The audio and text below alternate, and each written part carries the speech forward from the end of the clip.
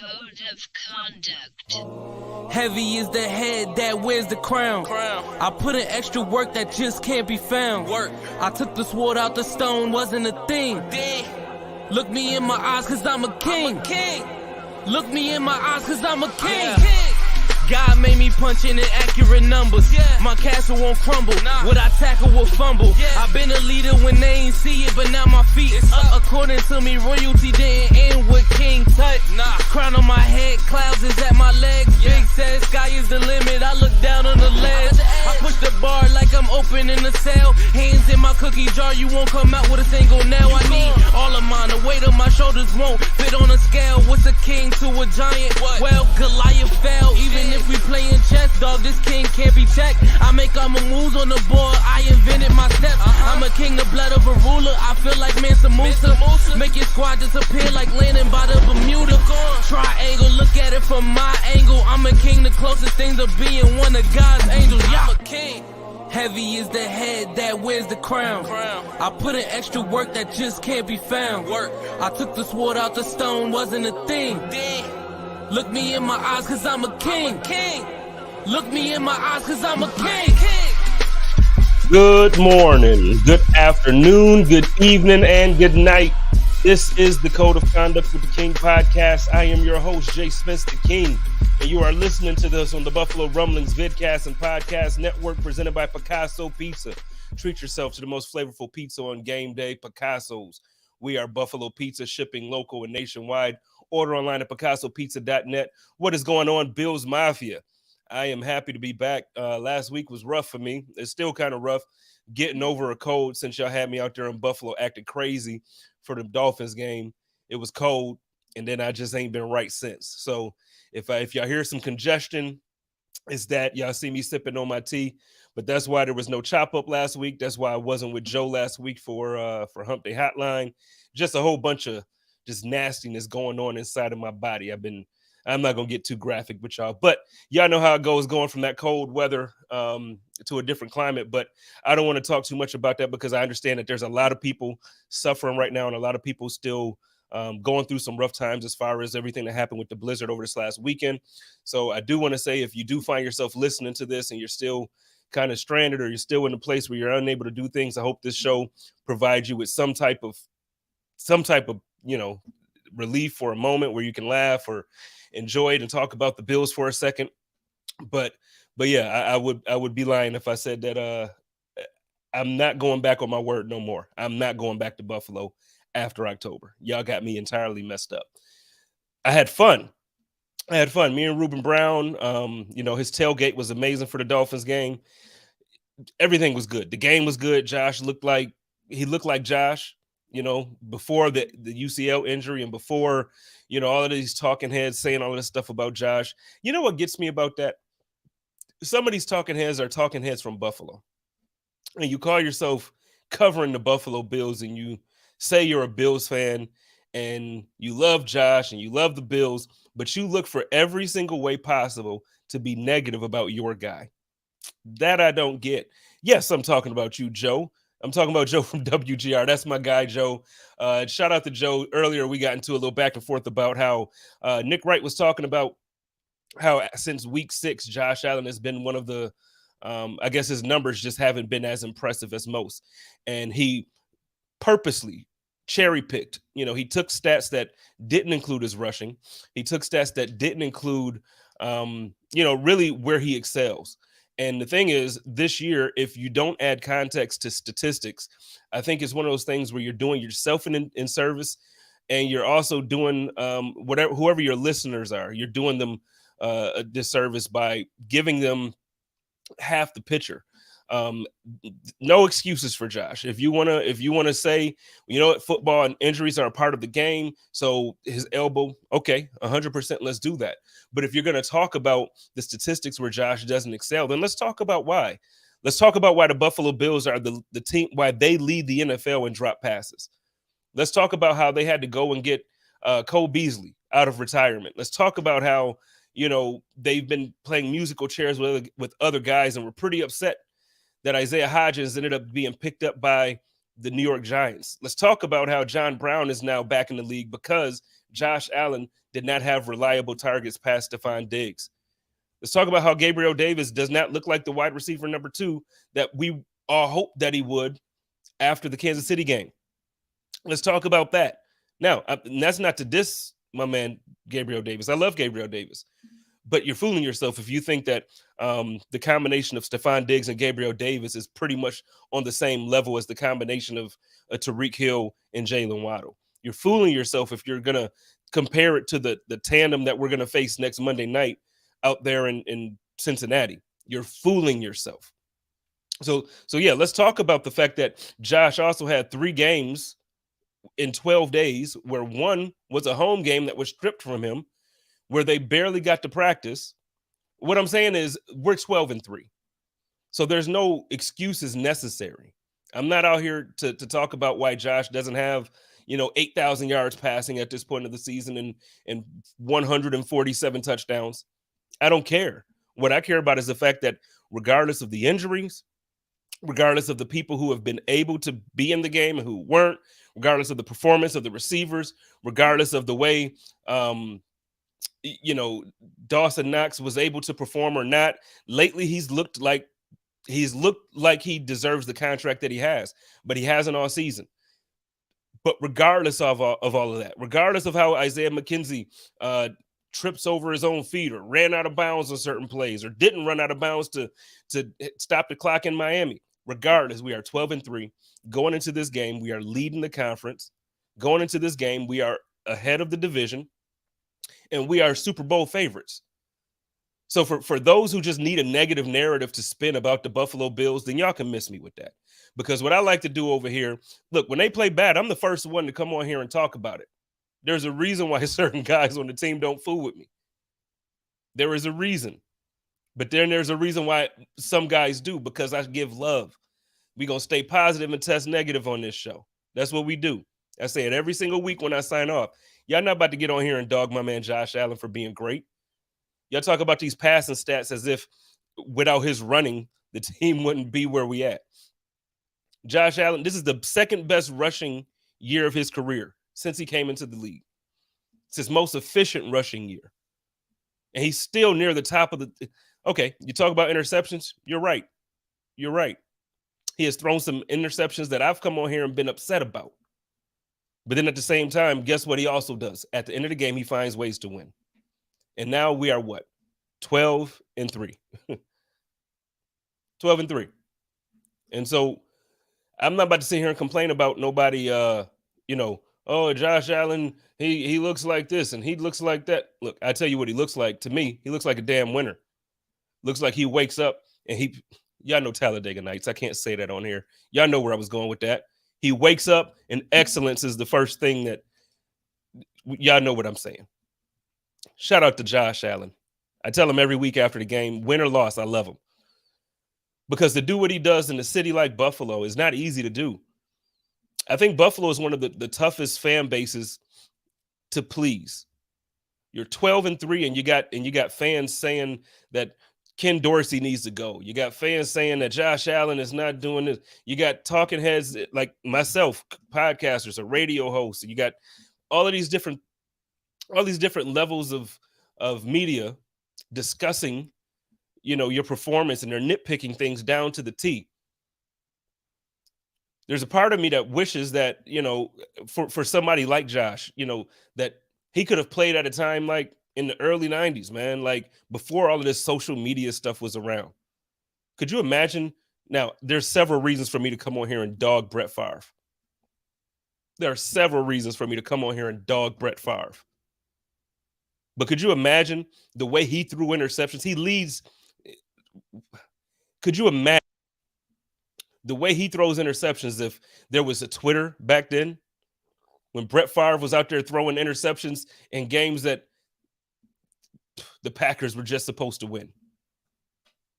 Yeah, now it would have been a different thing. But now social media is to this point where everything is, everything is in your hands and everything.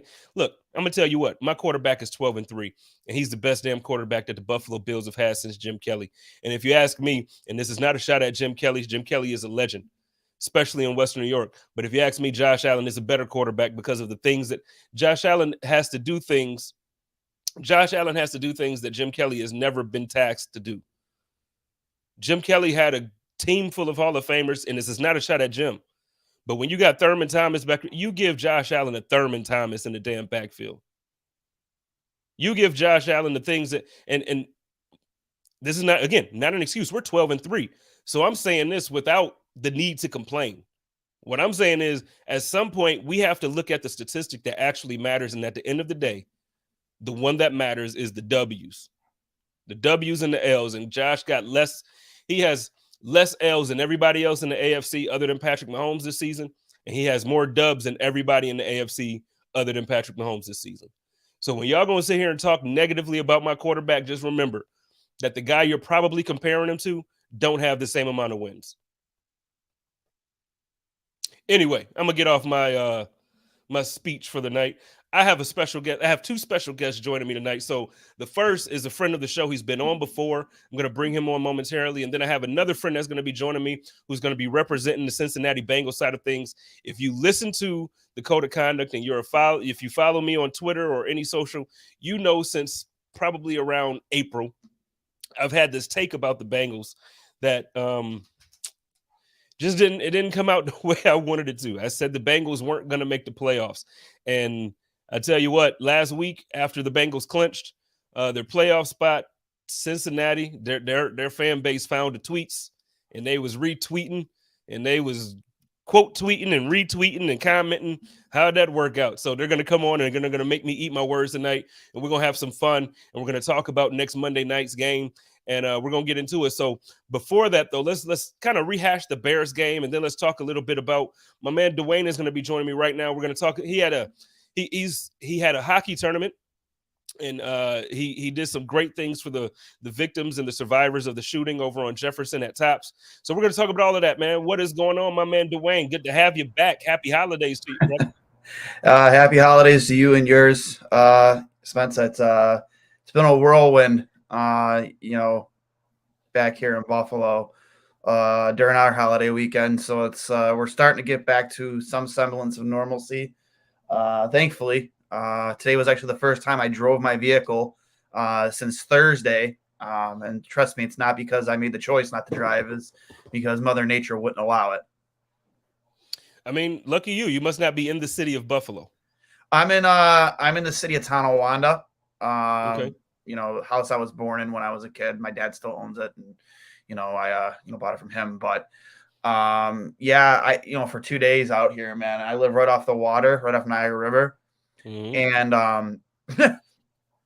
I would say early Saturday morning, like 3 a.m, I looked out my front window and I felt fear because I couldn't see I couldn't see anything in front of me, and when I could, I saw the rapids off the water. I've never seen it more violent in my life. Like, we have a pier, like a walking pier right in front there, and you couldn't see it anymore because the water level had come up so high that, like, you couldn't even see the railings that people would hold on to. It was nuts out here, and I'm sure amongst the rest of the city of Buffalo too. And my heart goes out to those people and those families that lost loved ones.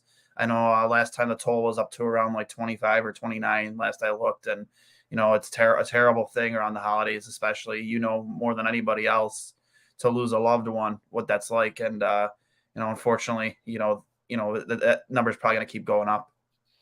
Yeah, I don't know why in my head I feel like I saw a number in the 30s earlier today. It probably is back there by now, unfortunately. Well, so with that being said, like, I want to reiterate what I said at the top of the show.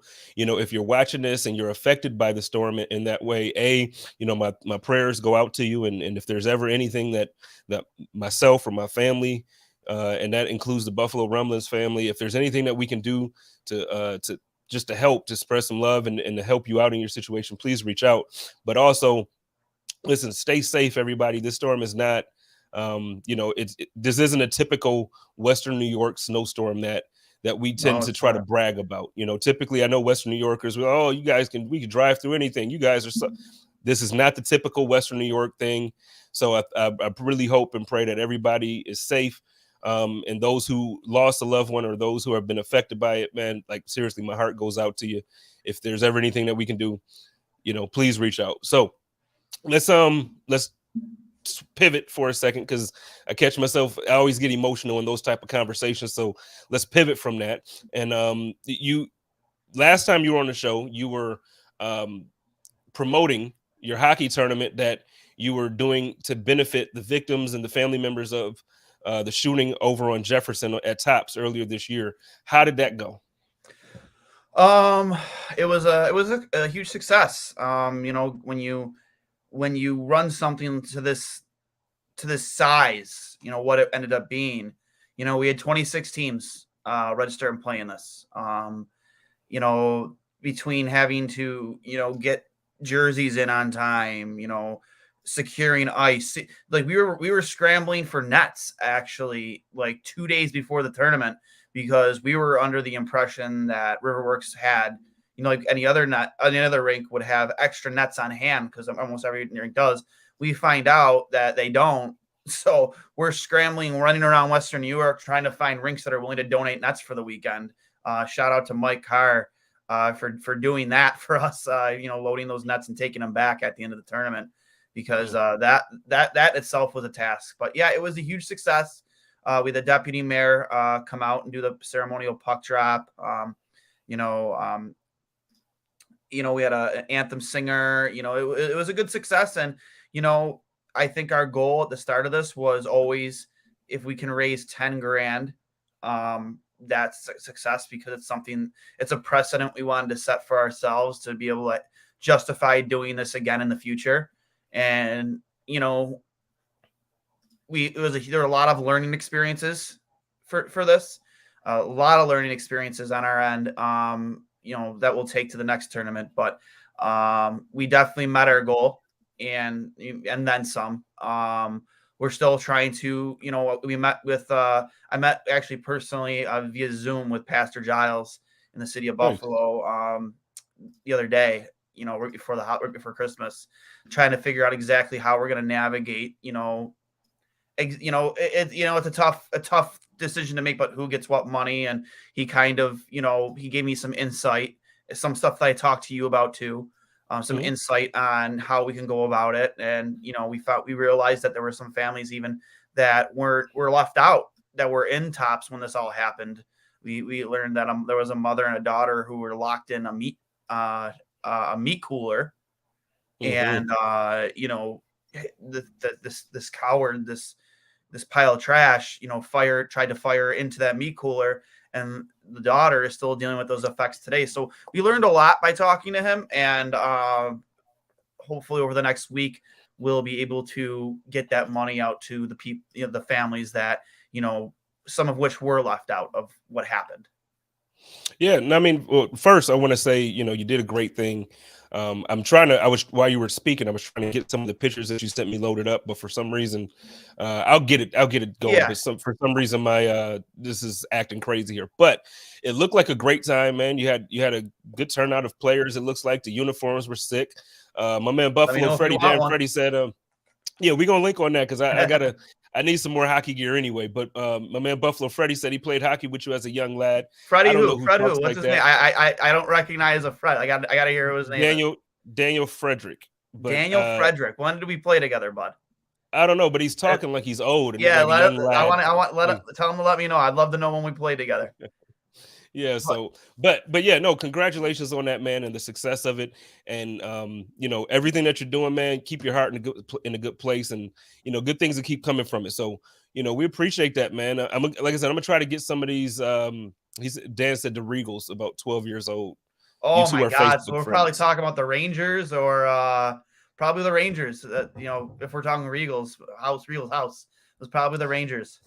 Yeah. He said your Facebook friend. So, I don't know, but Dan, he has an old spirit. He has an old spirit. I love it.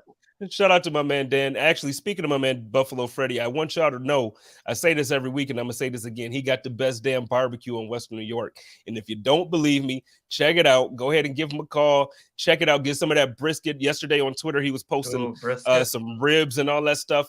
If you try it and it's not the best, I will Zelle you the damn refund. Now, also, he has the best party rental company in Western New York. So you already know, whatever you need to get your parties going, you need tables, tents, chairs, all that stuff. Reach out to my man Dan. He has it all.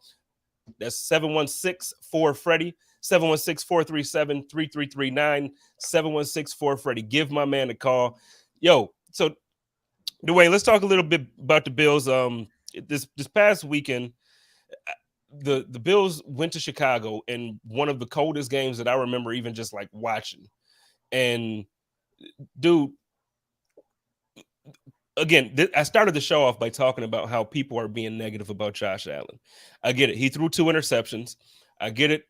Whatever. Whatever you want to critique. During the game, I'm like, Josh is annoying me.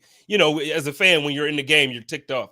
We won double digits on the road, and we won the way we were supposed to. We ran the ball. Devin Singletary looked good. I don't know what the problem is. What were your thoughts coming out of that game?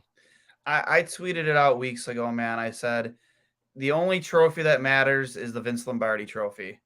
I don't understand why. I get it. You want it's a cool thing in Buffalo that we have 2 legitimate MVP candidates on each team, one being Tage Thompson on the Sabres, and then obviously Josh Allen on the Bills. But at the end of the day, there's only one trophy that matters, and that's the Vince Lombardi trophy. And piggybacking off what you were talking about as you were leading to bringing me on, I mean, wins are all that matter. They're finding ways to win. And, I genuinely still believe that Josh, and I'm not making excuses, because I before you had me come on, I was watching the Redeem Team documentary with Kobe Bryant, LeBron, and all them. And one of the things that LeBron said was, I used to always say in Cleveland, if I had this guy on my team or this guy on my team on this guy on my team, I'd have championships too. Well, now I have all of you on my team. I have no excuses. I don't like making excuses for our players, but I genuinely do believe that Josh is playing through pain. Like, this is not the same Allen we saw in the first 6 weeks of the season. That being said, though, leaders find ways to win. You find ways to win, and he is finding ways to win. Look what he did in Miami. He found a way to win. That was a tight game. Chicago, coldest road game in the history of Bills franchise history, found a way to win. You won, and you won decisively by the end of it. So for me, like, I don't get all the fuss, from these national media critics that like to bring attention. Guys like Nick Wright like to bring negative attention to Josh Allen. Listen. Unless your name is Patrick Mahomes, every single team in the NFL, if given the option, is giving up whoever their quarterback is for Josh Allen. Maybe Lamar Jackson too. But every single team is giving up their quarterback to have Josh Allen under center. And that is a fact. And if you deny it, you're lying to yourself and you're just being a homer. Josh Allen is the real deal. He is an MVP candidate every single season. There's nothing you can tell me to justify. He is a unicorn. The man does things as a quarterback that we haven't seen ever. His ability to throw down the field with precision, his ability to throw a ball, just how quick his release is, how fast he throws the ball, how far he throws the ball, and just his ability to just not it's not like something he's doing, it's by design. He's willingly running into the chests of linebackers, willingly, voluntarily. He's not always taking these. He's willing to take that type of a beating to win football games. Find me another quarterback that's doing that right now. Can you? No.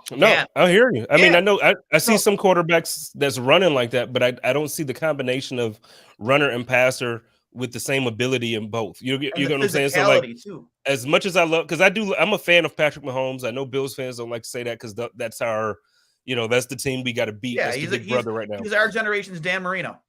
But other than the fact that he's on the team I want to beat, I like Patrick Mahomes. I would say I'm agreeing with you as well as Daniel was agreeing as well. Baltimore would definitely trade for Josh right now. Yeah, I think 100%. They have Lamar Jackson is a good quarterback. I love Lamar Jackson. The problem is he's a good quarterback. Because of his size, because of the way he plays, he's not healthy. Now, even with Josh, the size that he has, it's a different type of injury, but the UCL injury was a big deal this year. which is why we're talking about when these numbers drop like this. That's the reason. But Josh is still, I think that's the thing. People ignore the fact that he's injured because he played through it. He's so big, and you just expect him to be Superman. And it's like, come on, man. Like, let's just be honest. My man John in the comments said, Duane, facts. I'll do one better. He is a quarterback that every defense is freaking deathly scared of when defending last drive in the game. How would you feel about that comment? Absolutely. And it just, you know, if this was a 3-13 team or a 3-10 team, Allen isn't playing right now. You know what I mean? Like, Allen's probably, you know, I would say voluntarily, because I'm not sure. I don't think he's a guy who wants to sit on the bench, but he wouldn't have played through that injury. No way. If this was a losing football team, but they're a winning football team, and he's willing to put the team on his back and play through this injury. If you had an Allen that was at 100% right now, those numbers would look a lot different. But guess what? You're still 12-3. So where's the hang up? I don't understand. Like you're going to go into Cincinnati. This is probably the biggest test of the season next to Kansas City. You're going to go up against Kansas City or Cincinnati, and Joe Burrow, who's also having an MVP level season. So I'm excited for this game, man, because this is a true test for the playoffs. This is, you know, this is a nice tune-up match for the playoffs, if you ask me. And well, you know what? Nice the way your running game get going last week, you know, this past week against Chicago, almost having 2 100-yard rushers in one game, and then Allen rip off 70 yards like it's no big deal.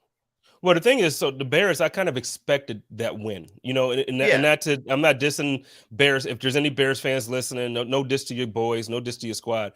But, you know, when you're the Buffalo Bills going into that game with the record you have, you're leading the conference in your division, you expect to beat a team like the Bears. This is really, the way I see it, coming up this next Monday night, this is the first playoff game for the Buffalo Bills. This isn't to me, this isn't a test run, because you have to get this game in order to get home field advantage. You want home field advantage. You want the road to the Super Bowl to go through Orchard Park. You better damn sure win this game. And I'm gonna talk about that game shortly with my man Jay Money coming on here next with me. So tell me, before we get on out of here with you, Duane, tell me how you feel this game Monday night is gonna go. What has to happen for the Bills to walk out of that game with a dub? You need Josh to play on another level for sure. I think you're gonna have to have a balanced game plan offensively, where you can't abandon the run like this team has shown they'll do. You know, it has to be a nice balance of pass and run. Both Singletary and the emergence of James Cook, who, in my opinion, I've always thought since day one would eventually be the starting running back on this football team, even with those lows with the fumbles and him not getting many snaps. That's always been kind of like McDermott's MO. You got to earn your spot on this team. You're just not given anything. And he earned it, and now he's earned a lot more touches. He's a nice two-headed horse. He can run the ball and catch it out of the backfield. So you're going to need a balanced attack out of this team offensively. Defensively, you know, it's going to be tough. I'm you know, as good as we've looked sometimes defensively, I think this is the first time not having Von Miller is really, really going to show, in my opinion, and not getting after Joe Burrow. And don't get me wrong, Joe Burrow's offensive line is not good. So even without Von, we should be able to get to him. But you know, that the impact that Von Miller could have on an offense, especially an offense like Cincinnati's, I think it's going to show. So I expect a high scoring game. I do expect it to come down to whoever has the ball last. Personally, I think that's how close this is going to be. Jamar Chase, Tyler Boyd, Higgins, those guys, they're just three wide receivers, 2 of which are number ones on almost any team in the NFL, Higgins and Chase. And Boyd is no slouch either, man. You know, as their third wideout, who plays in the slot. You talk about mixing. You talk about a running back. I'm sorry. I feel like they actually alternate. I'll talk to Jay Money about that in a second, about how the offense is built. But I do think, because I feel like I've seen Chase at times come out to slot, but he's a boundary receiver. I've seen Higgins. I've seen Boyd. And then, like I said, you add Mixon, and you add, like, they have the running game to go with the passing game. So they have everything that's needed on that offense to really just be dominant. Early in the season, they didn't look like this to me. They didn't look like a Super Bowl contender again this year. They absolutely changed it. So we'll talk about it. But look, my man Duane, let everybody know where they can find your content, what you got coming up this week, or anything you got going on. And then I'll bring my man Jay Money in here, and we'll get it popping about this Bengals game. He got to beat me up for a second, and I'm going to take the punches. but go ahead and let me know where we can find your content. You can find me at Duane S39 right there on my handle. That's my Twitter handle. at Buff Strong Hockey on both Twitter and Instagram. We're still doing some giveaways for anyone who posted pictures during the tournament and used the hashtag Buffalo Strong Hockey or hashtag Buff Strong Hockey. We just gave away a custom-made grip from Butt Ends to Frangelica from, I forget the team name. I should know all the team names by heart, to be honest with you. But anyway, she just won a custom made grip from Butt Ends. And then of course, you can find me at 2 Goalies 1 Mike. And of course, thank you, Spence, for having me on. I'll be sure, as I mentioned in a text before, I'm going through like over 2,000 pictures, and there were players out there that actually honored your aunt and wrote her name on their stick tape. So once I find those pictures, I'll definitely send them over to you if you want to share them. But yeah, I appreciate you having me on. Overwhelmed by the result from the tournament, and can't wait to figure out exactly where this money is going, and to send it to people that really need it right now. So again, I'm working with Pastor Giles this week on that too, so I'm excited to get those wheels in motion and really bring the chapter, the very first Buffalo Strong Charity Hockey Tournament, to a close and open the chapter for the second annual one. All right, man. Well, I appreciate you. Like I said, jumping on here with me and doing this. But look, we're going to get on out of here, get my guy on here. We're going to talk I got to get beat up for a second. Hey, happy holidays to you, man. Happy Have holidays, a great new year. And go Bills. Go Bills. So, ladies and gentlemen, I gotta, it's time. I gotta go ahead and I gotta eat my words. I gotta deal with this. So y'all know, since earlier this year, I've been talking about how I felt like the Bengals didn't do enough to protect Joe Burrow. I know they had a big offseason. They spent some money. They brought some big guys in. They had a good draft, but still, when the season started, it just didn't look like they were protecting them. The offense looked real iffy to me. They started off slow. I think they started off at like 2-3 or 1-3 or something like that. I don't remember for sure, but I'm sure Jay Money is going to remind me. But they just didn't look good. So I said, man, these boys ain't making the playoffs. This is going to be bad for them. They clinched last week.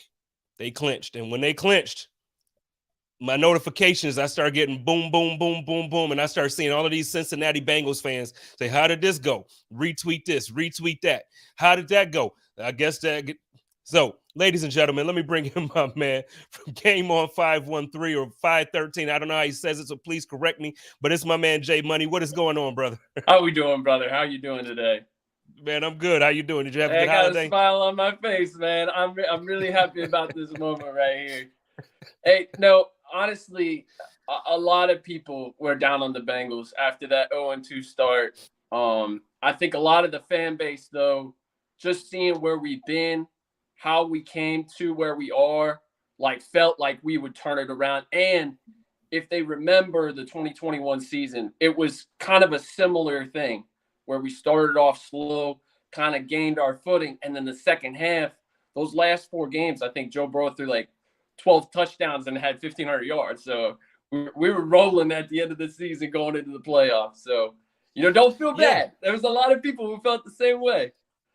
Well, see, I felt it for a reason. I guess most people would say they had a reason. Sure, but for me, it wasn't just I wasn't just trying to crap on the Bengals. I really felt like, I'm like, yo, they're not protecting Joe Burrow, man. Right. This dude is they spent all this money in the offseason. Now, your tackle is out now with the ACL injury. That's going to hurt. The right tackle. Yeah, so we'll talk about Collins in a moment here. But early on, that was my thing. It's like, look, Burrow is that guy, and I've said it before. I'm like, Burrow got that it factor. There's a lot of people I know who don't like his attitude. I love it. To me, I love the cockiness with the, he's just, I love it. But I'm like, if they don't protect him, either A, he's gonna get injured, or B, he just won't have the time to throw to somebody like Jamar Chase. You mentioned, we talked the other day, and you're like, man, after week such and such, they switched some things up. Yeah. So in your opinion, what was the biggest change from early on in the season to kind of what we've been seeing over the last 10, 12 weeks? Yeah, when you look at week 1 and week 2, we were mainly wide zone, a lot of I formation, a lot of 5, 7-step drops, a lot of play action. It didn't really work out for Burrow. And we used empty a lot. And when we used empty, that offensive line just they hadn't played at all together in the preseason. There was no gelling going on. They kind of had to figure out their way. And so, like, the coaching staff really put way too much on the offensive line early. And then what did they do? Defenses were moving to a tamper 2 defense, a cover 2, and the offense had to beat that, right? So what did they do? They moved to more of an RPO style. That's what the Kansas City Chiefs did against the cover 2 in 2021 when Patrick Mahomes first saw it. So they moved to an 11 personnel, 1 running back, 1 tight end, RPO style system. And then you got that safety to start creeping down. You were able to allow this offensive line to stay in front of their guys, not have them do too much. Because when you do 5-7 step drops, already you're asking your offensive line to do way too much, especially at the tackle position. And if you look at week 1 and week 2, we went up against TJ Watt and then Micah Parsons, 2 potential defensive player of the year candidates, on a normal year. I think TJ Watt went out for like 8 weeks after that injury. But yeah, so the offensive line was asked to do way too much. Once we moved to that RPO, it made it easier on them. The other thing is the run game. So those first 2 games, the run game was 32nd in the league. After those 2 games, once we incorporated the RPO, the run game was averaging more than 5.0 yards per carry over like the next 6 weeks. And the thing about the RPO was it's a sustainable offense to where if the defense creeps up with that safety or you show a cover 2, Joe Burrow's one of those quarterbacks where he'll take the check down all day long, drive the football down the field, go on long sustaining drives, and score touchdowns in the end. Yeah, and I've noticed that the more I watch. So I love Joe Mixon. I love Joe Mixon. I was actually very, very distraught. Personal reasons, my fantasy team suffered when he was out with that concussion. Yeah. But I just love his running style, man. I love the way he plays the game. I know, now you got to have a 2-headed monster that kind of was unexpected. Nobody expected your running game to have both guys be this talented, and now you kind of found that diamond in the rough when he was out. Going into this game, do you think? What do you think the attack for Cincinnati is going to be? Is it going to be mostly passing? Are you going to try to do that mix? Because the Buffalo Bills actually have a pretty good run defense. If you go and look throughout the season, most good running backs that we went against, we found a way to kind of contain them. How do you feel this Cincinnati Bengals offense is going to attack? I would say it depends on what primary defense you come out in. If you're playing zone, which I believe you do play zone 80% of the time, if you come out in zone and you come out in cover 2, we're going to try to run RPOs on you and try to get you out of that. And a lot of that is going to be more gap scheme. It's going to be powers and counters versus that wide zone where you're lining up in an I formation and trying to hand it off to Mixon. You could see Pirine on a lot of those and pass blocking downs too. So we'll try to attack the middle of the field on that cover 2, right? And then once you guys, if you guys do switch it up to a cover 1, cover 3, that's when we'll attack the outsides.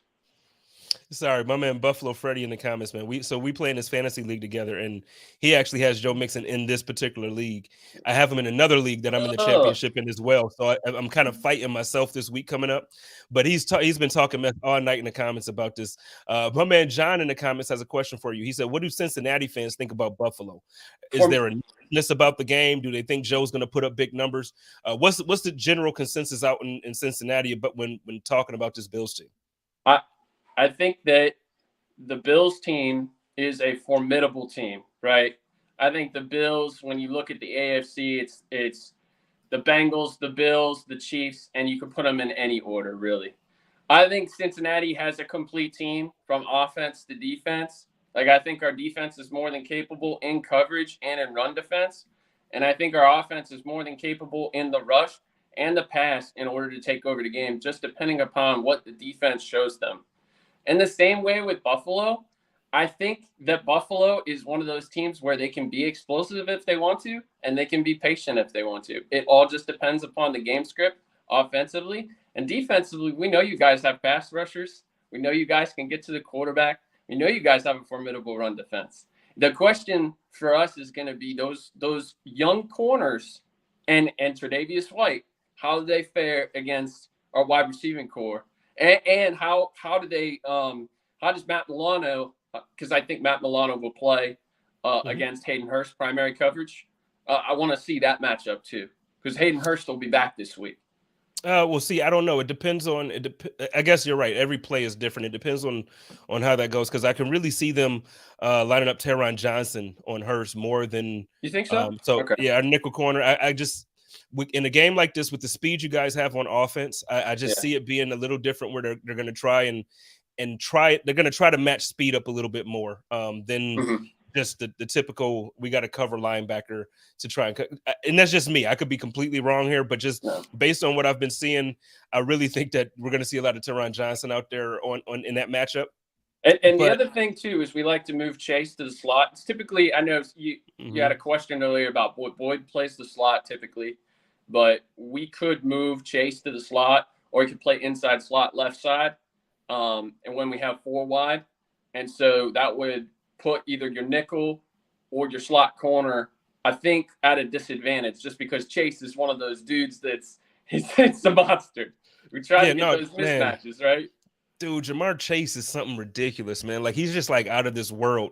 And I mean that with all due respect. Like that's a compliment.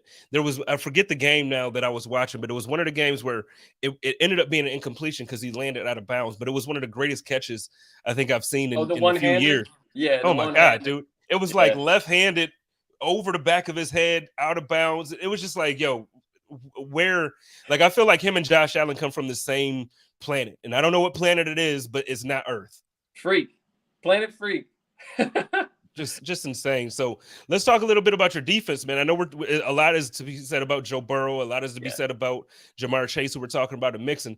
But this defense, man, I don't think they get the credit really that they deserve either. Yeah. Like you're a good team because top to bottom, you're a good team. The offense isn't, it's not just the offense there. So talk to me a little bit about what Josh Allen and Stephon Diggs and these boys can expect when the Bengals defense is out on the field. Well, I think outside, I think when you think about your defense, we think a lot of the same things. Like defensively secondary, our safeties make up for our cornerback play. We primarily play, a lot of variations of zone.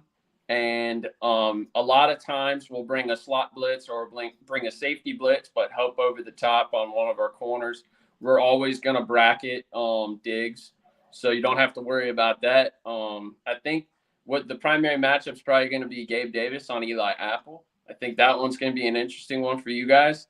But in terms of the defense and like where their success lies, DJ Reader is just an absolute monster of a nose tackle, and I'm so happy that he's finally getting the recognition that he deserves. If you watched that Titans game last year, he had, I think, 5 stops in the backfield, and he had like 8 tackles up front. This year, against Derrick Henry, same team, they wound up with 38 yards, but he was taking on double teams and able to give his linebackers gaps to be able to make their tackles. He's a monster. Outside, Trey Hendrickson last year had 16 sacks. This year, the sacks aren't there, but the pressures are definitely there. He's definitely like still getting home to the quarterback, still forcing the quarterback to be able to make, either a bad throw or having to throw the football away. And then on the opposite side, we're losing Sam Hubbard, but you still have Joseph Osai, who's one of those guys that we were really excited about last year. Had the torn meniscus in the preseason. This year, he's really come out and done a lot of great things for us. One of the things that we do, and we'll do this situationally, so this is why a lot of teams don't see it until it actually rears its ugly head. We like to run a 7-1-3.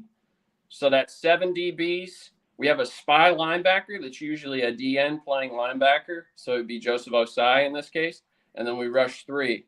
And we force the quarterback to stay in the pocket and be able to make the throw on a situational third down where he has to have a first down. And that has caused headaches for a lot of the league. Yeah, and that's why I tell people, I caution Bills fans going into this game. They're like, "Oh man, if we can get their offense kind of contained, and we're good." And I'm like, "Yeah, but do y'all not pay attention to the defense that they have? They can pretty much do a lot of the same things in a different way, but they can do a lot of the same things that the Bills defense can do." My man John had another question for you. Yeah. Who's going to be responsible for Knox? He's heating up as of late, which is true. Knox started off the season pretty rough. A lot can be said about the season that he's had. Last couple of weeks, he's definitely showing up. Looks like he really earned. He looks like he earned the contract that he got. What do you think they're going to do to contain him? So last year we picked up Trey Flowers, and he's been great against tight ends. We situationally use him against tight ends and in big key moments. And he's actually been really, really good. He uses his length a lot. So we'll probably play him a little bit. Akeem Davis-Gaither is another one. He doesn't really get talked about a lot. He's great in coverage. And then you have Logan Wilson, more of the middle linebacker, but he plays a lot in coverage as well. And we'll mix and match those three guys. And every once in a while, you might see Von Bell down in the box as well, playing a little bit of coverage there. Okay. Well, I want to talk to you. I know we got this big game and we kind of just already ran through it. So I want to get your opinion on something, man, as a football fan and just as a fan of football in general, like because the first, really, I could say the second occurrence of Tua Tagovailoa's concussion happened playing against your team. Yeah. The first time it was against the Bills, and then they came out there, and then, that's when he got knocked out the game. It's an ugly situation for everybody watching. And now he has another concussion. Not just to focus on Tua's situation, but it does seem as if for a league that is so focused and super sensitive when we're talking about head injuries and concussions and stuff, it seems that this year they kind of dropped the ball, especially though when we're talking about Tua. What is your take on how the Dolphins have been handling Tua's career so far, and then in response to that, like, this is his third concussion. Yeah. What do you think the steps going forward for him should be?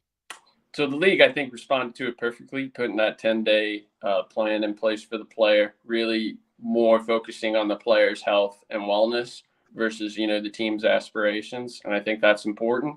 When you look at the Dolphins and their medical staff, I think every single one of them should be fired.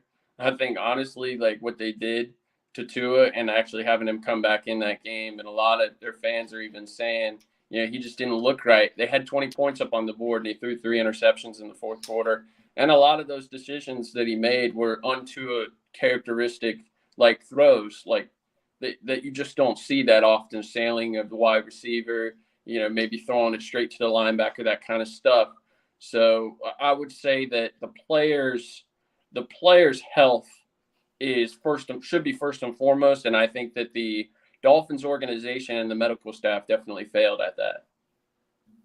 Yeah, and it's sad because as much as Bills fans, obviously we don't like Tua, we don't like the Dolphins. We can't stand them, but nobody wants to see him injured. Nobody wants to see him lose a game because of that and in that way. And I feel that even from the beginning of the season, like I know you just mentioned now, they shouldn't have let him back in. But earlier in the season, when they played against the Bills, he was visibly wobbly on the field. They claimed that they looked at him for a back injury, but there to me, there's no way to explain, allowing him to play in that game, then come back 4 days later and play against the Bengals, and then we all remember what happened there as well. I just feel like there needs to be, if we're going to say head injuries are a priority for the league to make sure we prevent, and we're going to protect the player, then I feel like there needs to be a little bit more. Now, I don't mean as far as play. I think the game is being played just about as safe as you can play it these days. Yeah. Like I don't want to see flag football, but when you see an injury, I just feel like there has to be something that we do more now to really protect the player from themselves. Because obviously, even with this one, I feel like if the NFL missed it this past week with Tua, and the team doctors missed it, and the independent doctor missed it, Tua knew, hey, I'm not right. You know what I mean? Like, so there has to be something to be said. I'm not talking about. I saw somebody on Twitter say, "Well, Tua should be suspended for not." I think that's no. Yeah, that's a bit much. If anything, the something additional would be the league just looking at every single replay and making sure that if a player does hit the ground, that if it's a forceful hit, that they get off the field and they get even checked. if it's just for a couple plays. Like, Yeah. Come out the game you might be perfectly fine, but you felt a certain way that we feel like could cause a concussion. Come on, I don't know, just something. But I just feel like you got to protect the these players NFL, man. from They could themselves. do a TV timeout or something. Check Easy. him over and then get one play off. You bring in a quarterback, hand the ball off, and then he comes back in. If it's something serious and you know it, and then you're going to have to game plan and strategize for that anyway. So, but just having that extra wherewithal, and the league really like that's up to the league though on that side to make sure that, you know, they're really taking not only the product, but they're also taking the players' best interest. Yeah, no, for sure. So let's get back to your team and your division for a second, actually. Yeah. So last year, one of the reasons too last year or this year, why I also felt like, you know what, the Bengals ain't making the playoffs. One of the reasons was also last year, I felt like after Lamar Jackson's injury, obviously they were leading the division at that point, and I'm like, man, Lamar just gift wrapped the division for the Bengals. This year, I'm not saying it's the same situation because I think the Bengals are playing better this year than they were last year, but almost a similar situation. The Ravens were leading the division. Lamar goes down with his injury, and now, you know, the Bengals already on fire. It's like, okay, boom, we're back in that division leader spot. What the heck is what are the Baltimore Ravens doing, man? What are they going to do with this guy? I even told their fan base in the offseason, when you have catastrophic injuries like that, the following year you have catastrophic injuries again. Like, it's not something that you escape.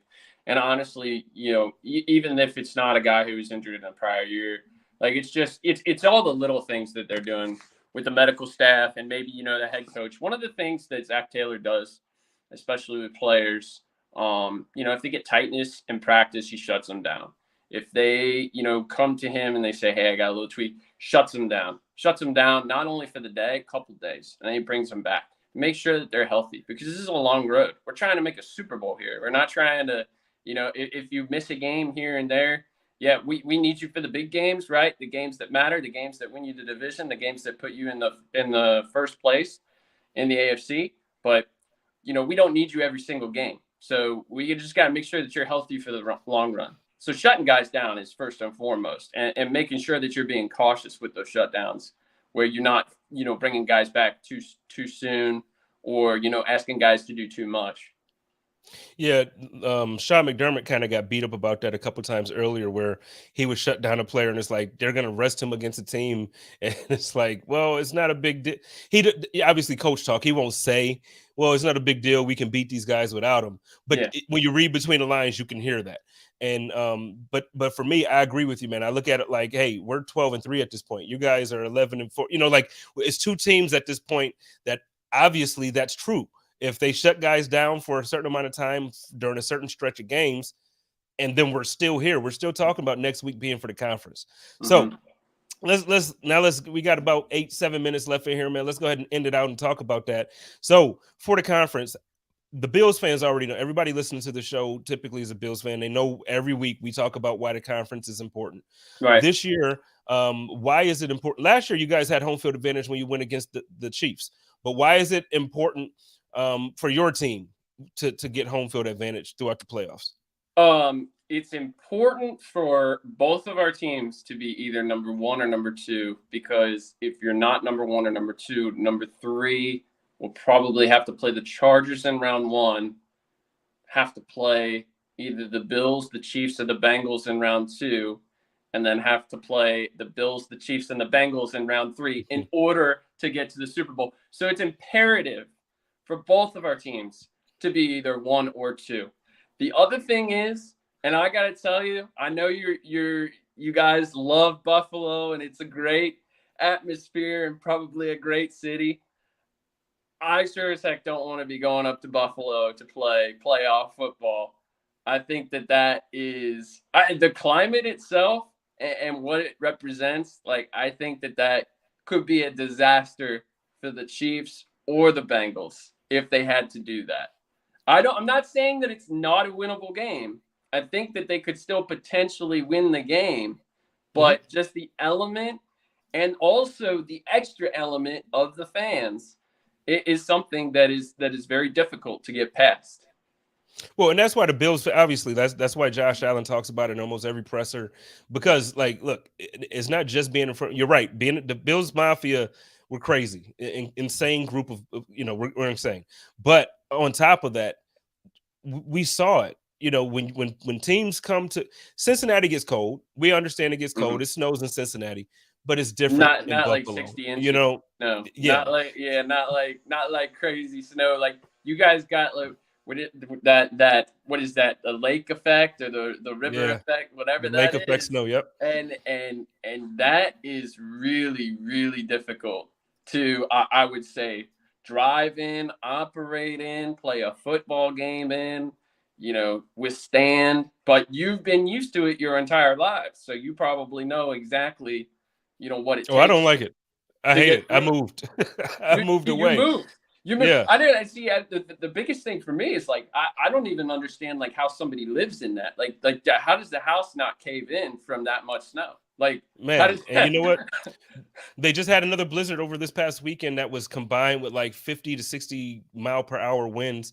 So it was like a hurricane with a snowstorm. And it's just, and again, like I said at the top of the show, everybody who was affected by that, the lives lost and everything, my heart goes out to all of you. But no, it's that type of, it's just like, man, I couldn't do it. But for football purposes, when you're talking about that, Buffalo wants other teams to come there because it's different throwing in that weather. It's different. Like, it's just different. So yeah, man, look, I appreciate you coming on, man. My guy Brad told me to tell you, first he told me to tell you that, or he wanted to make sure I didn't let you talk about the skyline on our show. I don't know what.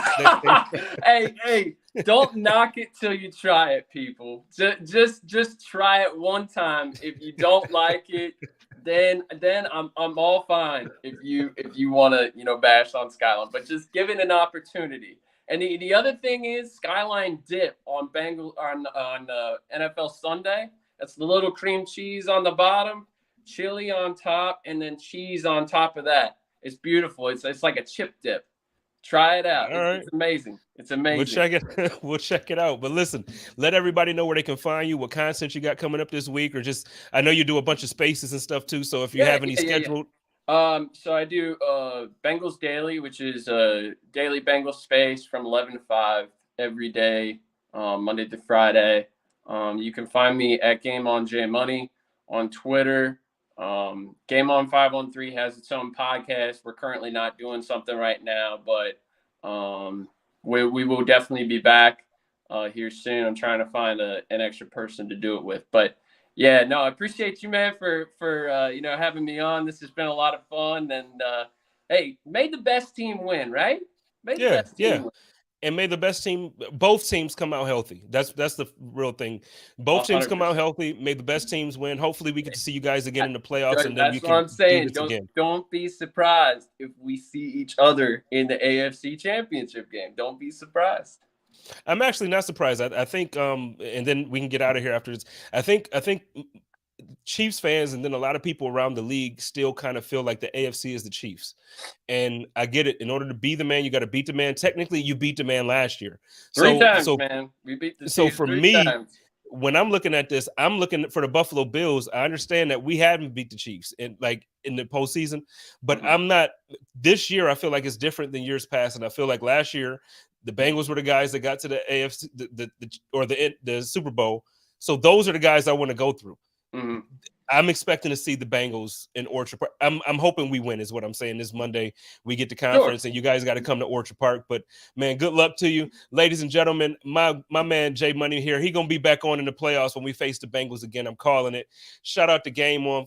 Is it 513 or 513? I don't want to say it properly. 513. That's just the area code of Cincinnati. Yeah. Well, I know. I know some people got little different ways they like to put swings on things. So 513 is all right. Shout out to Game On 513. Go check them out on Twitter. Jump in on some spaces. I might reach out to you and see if we do on Monday before the game or something. Since absolutely, Monday Night Football is a little bit different. So, ladies and gentlemen, y'all know how I do it over here with the Buffalo Rumblers Vidcast and Podcast Network. Y'all love each other. Take care of each other and live in peace. And as always, stay positive. Test negative. Go Bills. Code of conduct.